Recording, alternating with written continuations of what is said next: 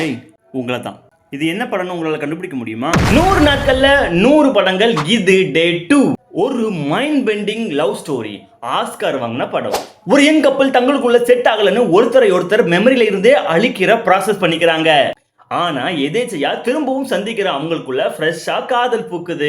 அதே நேரம் இவங்களுக்கு மெமரி எரேஸ் பண்ணி கொடுத்த கம்பெனில இருந்து வேலை பார்க்குறவங்க மூலமா அவங்களுக்குள்ள ரெண்டுக்குள்ளேயும் மறுபடியும் முட்டிக்குது. இவங்களுக்குள்ள நடந்த எல்லா விஷயங்களையும் தெரிஞ்சுக்கிட்ட 2 பேரும் திரும்பவும் ஒன்று சேர்ந்தாங்களா? இவங்க காதல் என்ன ஆனதுங்கிறது தான் படத்தோட கதை.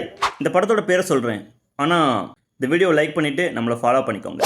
Eternal sunshine of the spotless mind. நீங்க என் மேல நம்பிக்கை வச்சு ஃபாலோ பண்ணதுக்கு பரிசா ஒரு 3 படத்தை உங்களுக்கு சஜஸ்ட் பண்றேன்.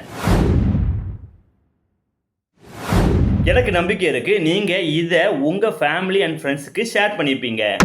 உலகத்திலேயே மிக சிறந்த 100 திரைப்படங்களை நான் உங்களுக்கு சொல்ல போறேன்.